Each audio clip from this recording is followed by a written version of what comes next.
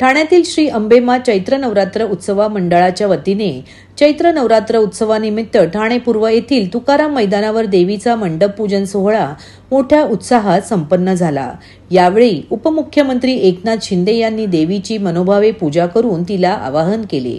यावेळी खासदार नरेश मस्के, माजी आमदार रवींद्र फाटक, ठाणे विधानसभा प्रमुख हेमंत पवार, शिवसेना सचिव संजय मोरे, माजी नगरसेवक पवन कदम, माजी नगरसेवक एकनाथ पोहीर, माजी परिवहन सभापती विलास जोशी, प्रकाश कोटवानी, रोहित पिंपळोलकर तसेच शिवसेना लोकप्रतिनिधी, पदाधिकारी, शिवसैनिक आणि भक्तगण उपस्थित होते। जय भवानी, जय अंबे, जय भवानी, जय अंबे, जय भवानी, जय अंबे, जय भवानी, जय अंबे, माता की जय। गौरम करुणावतारम संसार सारम भुजगेन्द्रहारम वसंतम हृदयारविंदे भवं भवानी सहितं नमामि।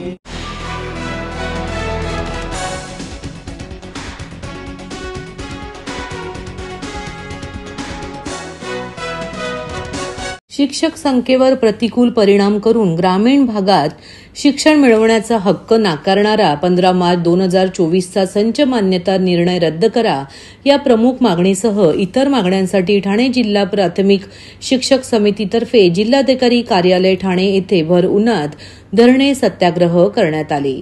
जिल्ह्यातील शेकडो शिक्षक आंदोलनात सहभागी झाले होते। शिक्षकांनी प्रचंड घोषणाबाजी करत शासनाचे लक्ष वेधले। यावेळी आपल्या मागण्यांचे निवेदन मुख्यमंत्री यांना निवासी उपजिल्हाधिकारी डॉक्टर संदीप माने यांच्या मार्फत सुपूर्द करण्यात आले।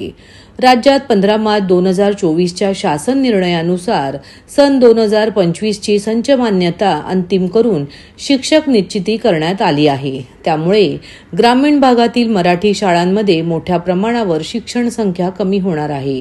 हा शासन निर्णय शिक्षण हक्क कायद्याच्या विसंगत असून या निर्णयाची अंमलबजावणी झाल्यास शाळेमध्ये शिक्षकच असणार नाही अशी परिस्थिती निर्माण होऊन राज्यामध्ये जवळपास 20,000 शिक्षक अतिरिक्त ठरणार आहेत। तर ठाणे जिल्ह्यात जवळपास 350 शिक्षक कमी होणार असल्याचे आंदोलनकर्त्यांचे म्हणणे आहे। 3-3 वर्गांना एकच शिक्षक प्रत्येक वर्गाचे 9 विषय शिकवणार असेल तर विद्यार्थ्यांच्या गुणवत्तेवर परिणाम होण्याची भीती आहे। शाळेत शिक्षक नसल्याने पालकांना गावापासून दूरवरच्या शाळेत मुलांना नाईलाजास्तव पाठवावे लागते। गावात शिक्षण उपलब्ध न झाल्याने गळतीचे प्रमाण तर वाढलेच, शिवाय विद्यार्थिनींचा सुरक्षेचा प्रश्न निर्माण होऊ शकतो। ग्रामीण भागातील शाळा बंद पडण्याची भीती आहे। आंदोलनाच्या पार्श्वभूमीवर 20 पटाच्या आतील इयत्ता 6वी ते 8वीच्या पर्यंतच्या शाळांना 0 शिक्षक मंजूर नियमात बदल करून 1 शिक्षक मंजूर करून अंशतः बदल केला असला तरी आंदोलनावर ठाम राहत महाराष्ट्र राज्य प्राथमिक शिक्षक समितीने ठाणे जिल्ह्यासह राज्यभर आंदोलन केले।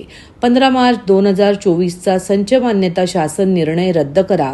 ठाणे जिल्हा परिषद शिक्षक कर्मचाऱ्यांचे DCPS खात्यातील रक्कम NPS खात्यावर वर्ग करा। प्रलंबित शिक्षक पदवीधर पदोन्नती प्रक्रिया राबवा यासारख्या प्रमुख मागण्या असल्याची माहिती प्राथमिक शिक्षक समिती ठाणे अध्यक्ष विनोद लुटे यांनी दिली। 15 मार्च 2024चा संच मान्यता निर्णय मराठी शाळांच्या मुळावर उठणारा आहे। ग्रामीण भागातील गोरगरिबांचे शिक्षणाचा हक्क आणि मराठी शाळा वाचवायच्या असतील तर या संच मान्यता निर्णय त्वरित रद्द होणे गरजेचे आहे। गेले वर्षभरापासून आम्ही प्राथमिक शिक्षण समितीच्या माध्यमातून अर्ज विनंत्यांच्या माध्यमातून शिक्षण मंत्री असतील किंवा सरकार बरोबर आम्ही चर्चा करत आहोत आणि हा निर्णय रद्द करण्याची मागणी धरून आहोत। शासनाने ही जर संच मान्यता निर्णय रद्द केला नाही तर महाराष्ट्रातील ग्रामीण भागातील हजारो शिक्षकांची पदे कमी होऊन मराठी शाळा बंद पडतील। म्हणून ग्रामीण भागातील शिक्षक असतील, पालक असतील, विद्यार्थी असतील यांच्या समवेत हा लढा आणखी तीव्र केला जाईल। त्यामुळे शासनाला विनंती आहे की संच मान्यताचा जो शासन निर्णय पारित केलेला आहे तो त्वरित मागे घेण्यात यावा। मागणं मान्य नाही झालं पुढचं पाऊल काय असेल? सुरुवातीला आता हे आमच्या 3 टप्प्यामध्ये आंदोलन आहे। सुरुवातीला आम्ही सर्व लोकप्रतिनिधींना अर्ज विनंत्यांच्या माध्यमातून आमचे म्हणणं आणि मराठी शाळांच्या व्यथा आम्ही मांडलेल्या आहेत।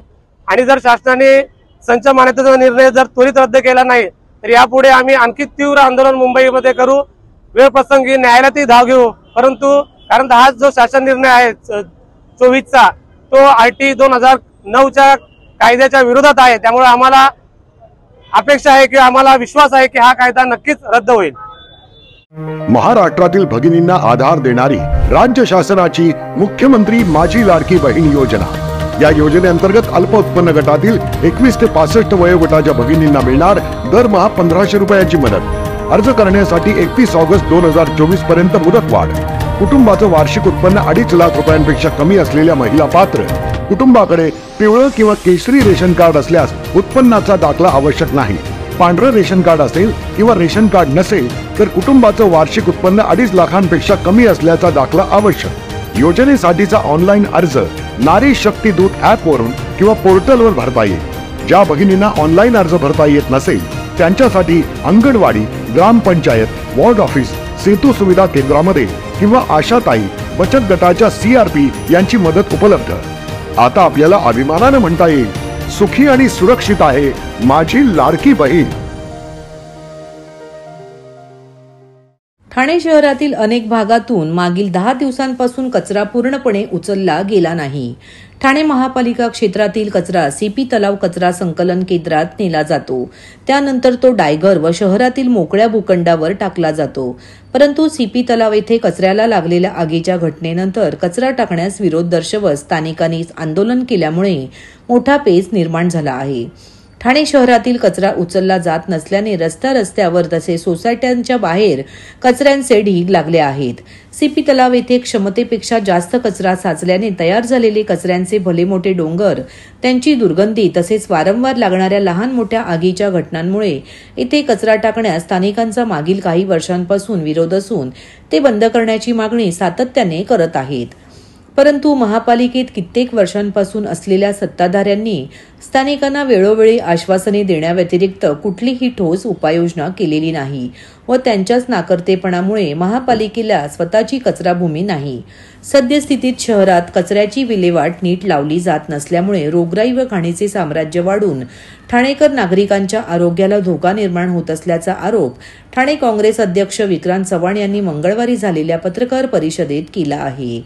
यावेळी ठाणे काँग्रेसचे प्रवक्ते राहुल पिंगळे, हिंदूराव गळवे, रवी कोळी, महेंद्र म्हात्रे देखील उपस्थित होते।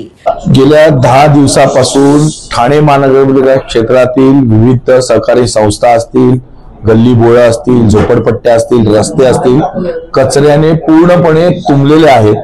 गेल्या 10 दिवसात ठाणे महानगरपालिकेकडून कचरा उचललेला गेलेला नाही, कचऱ्याची वाहतूक बंद आहे।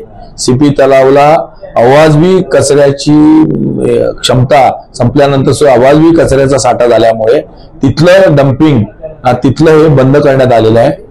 ठाणे महानगरपालिकेची जी घनकचरा व्यवस्थापन आहे त्याची अशी प्रक्रिया आहे की डम्पिंग हा जो कचरा आहे हा CP तलावला टाकला जातो उचलून आणि CP तलावावरून त्याची वाहतूक दुसरीकडे केली जाते आणि तिथे त्या कचऱ्याचं निर्मूलन केलं जातं, कचरा वरती प्रक्रिया केली जाते। परंतु मागील काही दिवसापासून त्या CP तलावच्या कचरा जो डम्पिंग नाही पण तो साठा आहे त्याची क्षमता संपल्यामुळे तिथे भरपूर कचरा झाल्यामुळे तिथल्या लोकांना त्रास व्हायला लागला, आग लागायला लागली, त्याच्यामुळे धूर पसरायला लागला, दुर्गंधी पसरली, पोल्युशन वाढलं आणि म्हणून तिथे आक्रोश निर्माण झाला। त्यामुळे तिथे कचरा टाकायचा महानगरपालिकेने बंद केलेला आहे। मात्र गेल्या 10 दिवसात आता हा जर कचरा उचलला गेला नाही, एकीकडे 10 वर्षाच्या निविदेचं नियोजन करतात परंतु 10 दिवसाचा कचरा उचलण्यात महानगरपालिकेला अपयश येत आहे। त्या सत्ताधाऱ्यांचा अपयश आहे। हे मुख्यमंत्र्यांचं ठाणं म्हटलं जातं, मुख्यमंत्र्यांमध्ये विकास होतोय ठाण्याचा, हा मुख्यमंत्र्यांचा उपमुख्यमंत्र्यांचा अपयश आहे। गेली 25 वर्ष यांच्याकडे सत्ता आहे आणि कचऱ्यावरती ठोस उपाय योजना करू शकलेली नाहीत। म्हणून आजची पत्रकार परिषद लक्ष वेधण्यासाठी ठाणेकरांचा आहे आणि याच माध्यमातून आम्ही परवा गुरुवारी ठाणे महानगरपालिकेसमोर कचरा आंदोलन जन आंदोलन उभारतोय।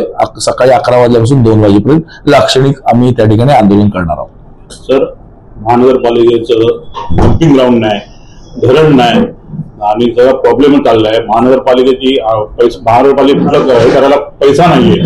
काय कंडिशन अशी कशी? याचं कारण असं आहे, यांचं नियोजन फसलेलं आहे. यांच्यामध्ये यांची जी नीतिमत्ता आहे ती स्वच्छ नाही. एकीकडे विकास करतो म्हणतात, फक्त FSI विकायचं काम करतायत, बिल्डर लोकांना परवानग्या देत आहेत, परंतु बिल्डर लोकांच्या परवानग्या झाल्यानंतर किंवा बिल्डिंग उभे राहिल्यानंतर त्या ज्या मूलभूत सुविधा पुरवायच्या त्याचं ज्ञान यांच्याकडे नाहीये. कशा पुरवायच्या यांचं नियोजनच नाहीये. हे फक्त पैसे जमा करायचे आणि इलेक्शन जिंकायचे. पूर्वीपासून आम्ही काँग्रेसवाले सांगतोय की यांचं कामच आहे. जोपर्यंत काँग्रेसची सत्ता होती, आज ह्या ठाणे महानगर क्षेत्रामध्ये चार आमदार आहेत. अर्थसंकल्पीय अधिवेशन सुरू आहे, तिथे निधी वाटपाचं काम सुरू आहे. मला निधी किती, तुला निधी किती. परंतु शहरांचे मूलभूत प्रश्न आहेत, जे घनकचरा असेल, वाहतूक असेल, पाणी समस्या असेल, ह्याच्यावरती वाच्यता करत नाहीत. ठाणे महानगरपालिका हे प्रमुख शहरांमधलं एक शहर आहे. नागपूर, पुणे, औरंगाबाद किंवा मुंबई, नाशिक, याच्यानंतर ठाणे शहर किंवा नवी मुंबई प्रमुख शहर आहे. एकीकडे नवी मुंबई सारखी शहरं पुढे चाललेली आहेत विकासाच्या दृष्टीने, पण ठाणे अनुत्तरित आहे. ठाण्यामध्ये घनकचरा प्रकल्प नाही, ठाण्यामध्ये पाण्याचं धरण नाही, आणि त्यामुळे पूर्ण अपयश हे सत्ताधारी पक्षाचं आहे. शिवसेना भाजपाचा आहे, विशेष करून एकनाथ शिंदेचा आहे, नरेश म्हस्केंचा आहे, प्रताप सरनाईकांचा आहे. ठाणे महानगरपालिका सत्ताधारी लुटून खाल्ली का? 100% ठाणे महानगरपालिका सत्ताधाऱ्यांनी लुटून खाल्ली. जर पगार द्यायला पैसे नसतील, देयकं द्यायला पैसे नसतील, कचऱ्यावाल्याची बिलं 25 कोटी सुवेशची थकली आहेत, म्हणजे अशी जरी परिस्थिती असेल तर 100% नियोजन कुठेतरी फसलेलं आहे. आणि म्हणून आम्ही मागणी करतोय, ठाण्यात जी शासकीय निधी आली किंवा जो खर्च झाला त्याचा ऑडिट झाला पाहिजे आणि त्याची चौकशी झाली पाहिजे.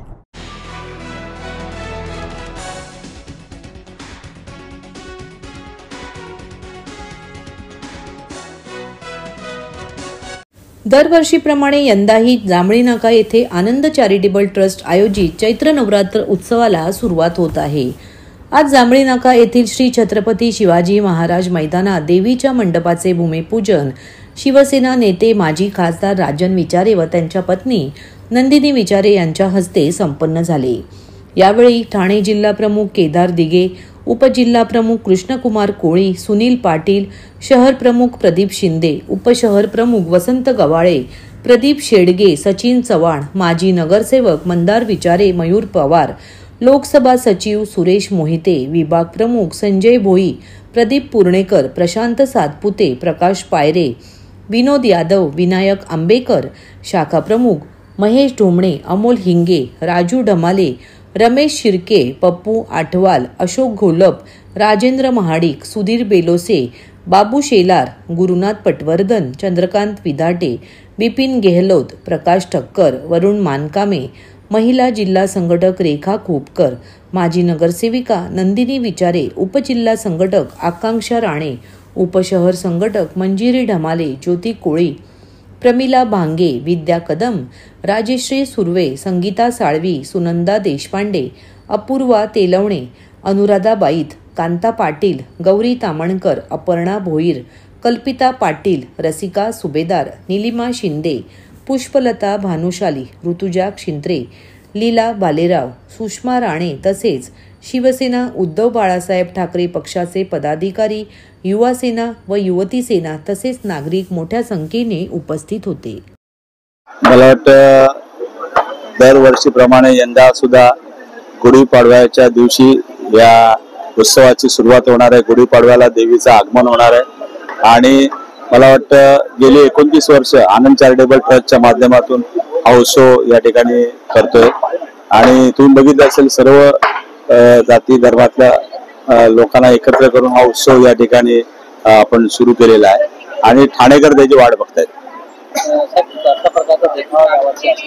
यावेळेला जे प्रसिद्ध असं गणपतीपुळ्याचं जे मंदिर आहे रत्नागिरीत त्याची प्रतिकृती या ठिकाणी उभी राहणार.